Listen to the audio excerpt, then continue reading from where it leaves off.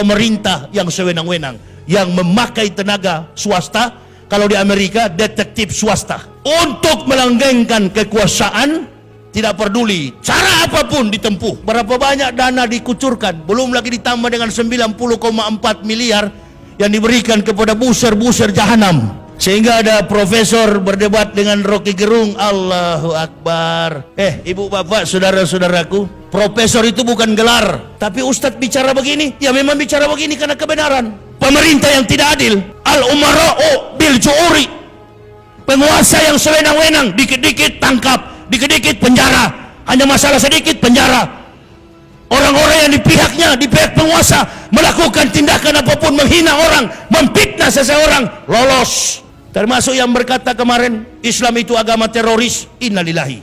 Abu Jongos, kalau Islam agama teroris, tidak mungkin saya masuk Islam. Kalau Islam bukan melawan, oh jadi ustadz melawan. Tidak melawan, tapi kita menjelaskan kepada umat cerdas, memahami segala bentuk realitas. Umat Islam ini jangan terlalu bodoh.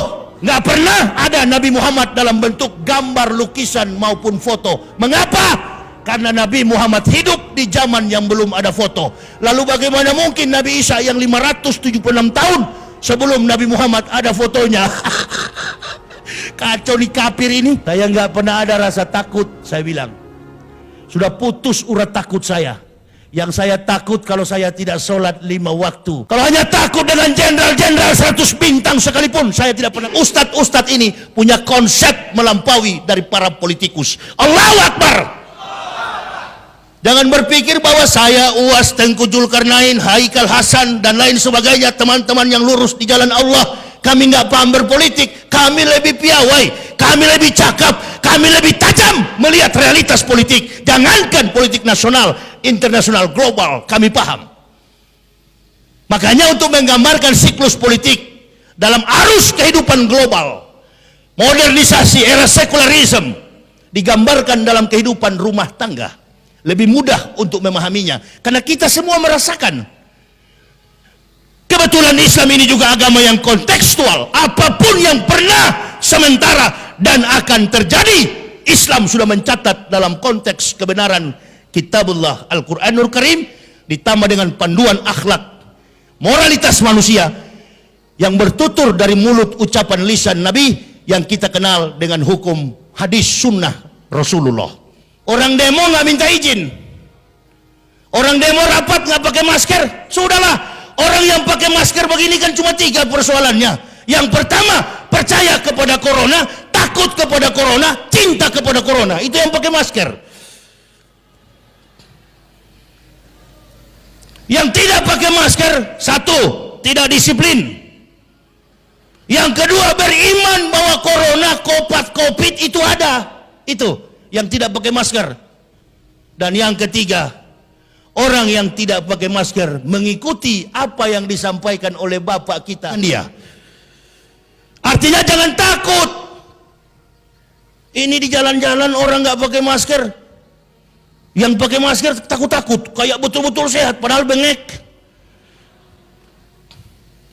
Jadi sudah ada pembelahan di masyarakat dengan masker begini. Jadi yang pakai masker ini, Allahu Akbar, dianggap dia paling sehat.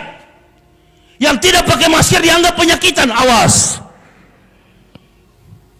Saya nggak pakai masker ya. Begitu pemerintah umumkan lockdown, pemerintah umumkan karantina wilayah, karantina diri, karantina rumah tangga, Allahu Akbar.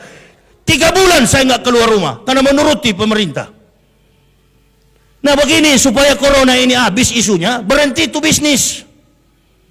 Ini kan permainan World Health Organization, WHO, organisasi kesehatan dunia, bertarung, bersekutu dengan para mafia-mafia. Makanya ujung-ujungnya rapid test bayar. Sekali rapid test, masker setengah 100.000, nggak pakai masker 250 denda. Penyakit itu ada, flu ada, tapi gejala ada.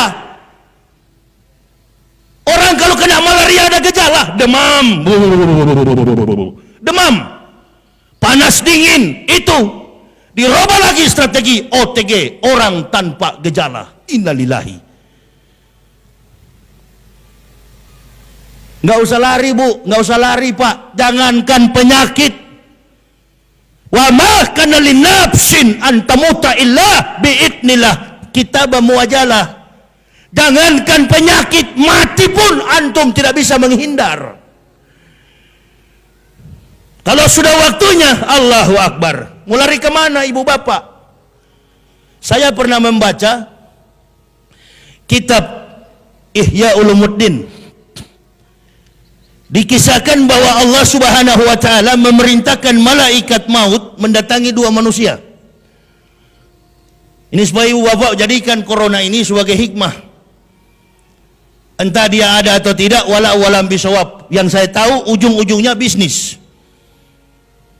Ini yang lain pura-pura di kantor-kantor, di hotel-hotel pakai masker, padahal sudah setengah mati bernapas.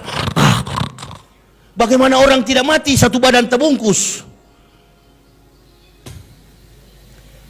Bukan melawan, oh jadi ustadz melawan? Tidak melawan, tapi kita menjelaskan kepada umat cerdas, memahami segala bentuk realitas. Umat Islam ini jangan terlalu bodoh. Apa saja yang diucapkan, iya. Datang ustadz-ustadz awal-awal yang mengaku sebagai ustadz, amin-aminkan. Memang sudah terbiasa bangsa ini, baru sebut satu ayat ustadz, baru sebut satu hadis ustadz. Di Makkah dan Madinah, orang dilantik jadi ustadz, bergelar doktor, magister, doktoral, and profesor, sudah membuat karya ilmiah dengan beratus-ratus judul, barulah diangkat sebagai al-mukarram wal mukhtaram, ustaz, guru. Kita baru muncul satu kali TV, baca satu ayat, baca satu hadis, besok ustaz. Baru diundang orang kampung, pergi ceramah satu dua hadis, ustaz.